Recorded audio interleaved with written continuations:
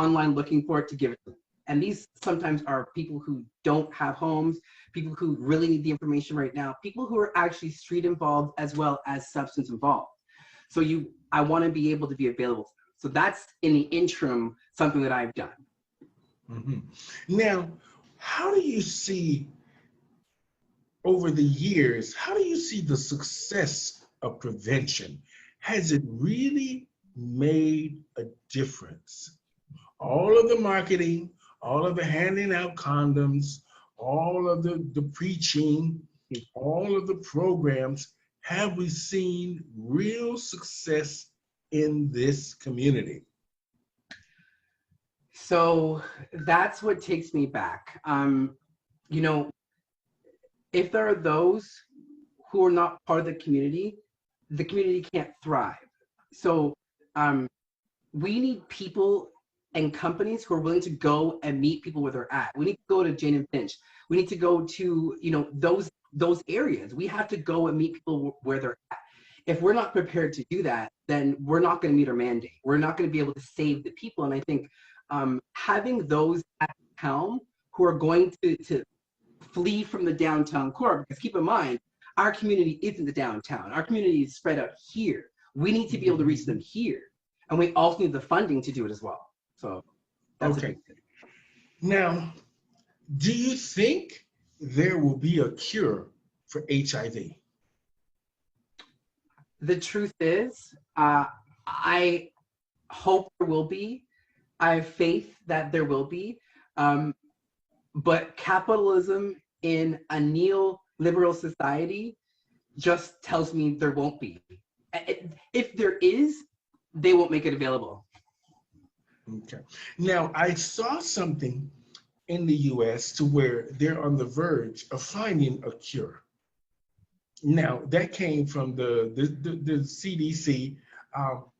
And as far as I'm concerned, until we know and we have the right data and we're getting the right information from the right forms of government, I'm just looking at it as though I am very happy that so many people are surviving at this time, because I'm saying that there must be some success in a big way, because we're not seeing people die like they used to, which is a good thing.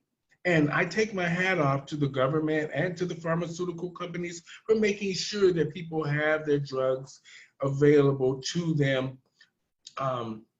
And the fact that they have doctors to do follow-ups to make sure that everybody is okay. Now, with that being said, what do you think should happen for the next prevention? What's the next phase we should go to for prevention? We already know, like you said, we give out the condoms, we put out the educational material, but still people aren't getting it. Okay, the truth is, again, meeting people where they're at.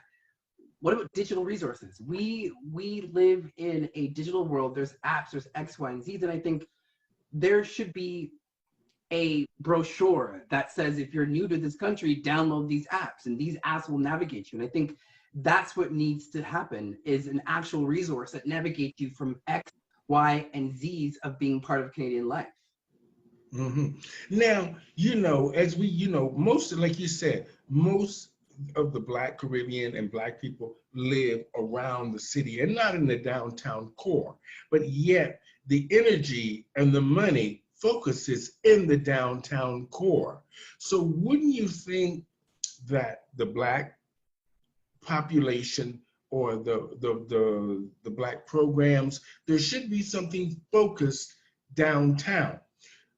Meaning, I had an issue with Black Lives Matter having protests and having this cause and that cause, but yet City TV went to the offices and they had no offices. They had no pamphlets, no programs, no nothing. The man's knocking on the door and nobody is answering phone calls at their supposedly business.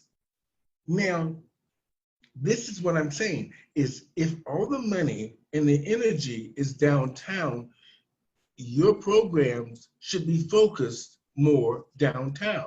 I understand reaching out and going into these different communities. And I understand from people being homeless to needing services with HIV, to people just needing services in general for whatever the cause is for them at the moment.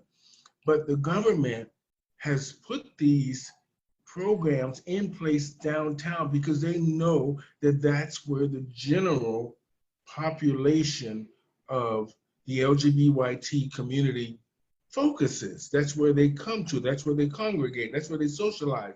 That's where they work. That's where they party. That's where a lot of them live. Now, how do you think, what do you think needs to change? I mean, like, let's just say they have Black Cap, they have the PWA Foundation, they used to have ACT, which was a library or something. I don't know what I think they focus more on the education part. But now, how do you think, what do you think needs to happen to get people to go out in Jane and Finch, Black Creek, Scarborough, Bluffs area? Like, what's gonna, like, how do you think, what do you think we need to do? We need to make allies. We need to go as organizations to other organizations, community centers in these spaces, and we need to like talk face to face with executive directors at their places where we can actually implement services, where we can actually get our programs into these places, where our outreach workers can go for a weekly, bi-weekly visit and have these discussions.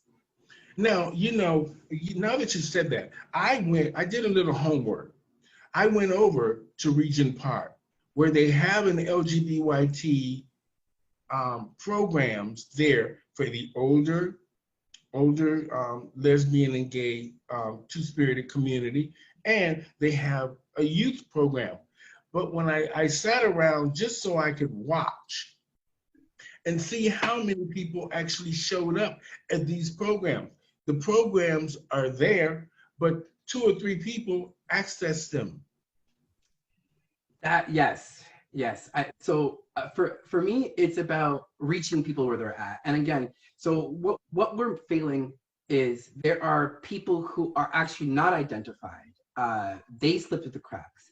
There are people who don't want to identify. They're slipping through the cracks. But sometimes these people will come and access services downtown.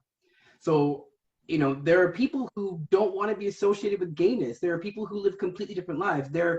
What needs to happen is we have to be able to meet them where they're at and direct them to services without them having to compromise quote unquote identity that they're in.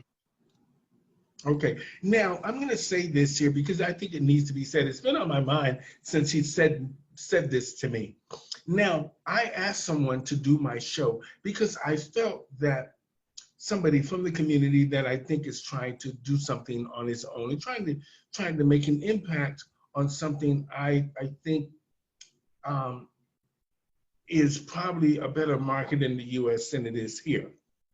But I asked him to take a stand on something within our community. And you know what he said to me? This is a Black man. He said this to me: your audience is not my audience. And I thought to myself, here goes the divide again. Right.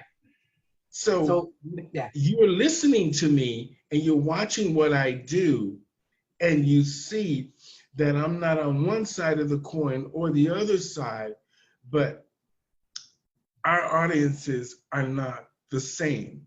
No. Meaning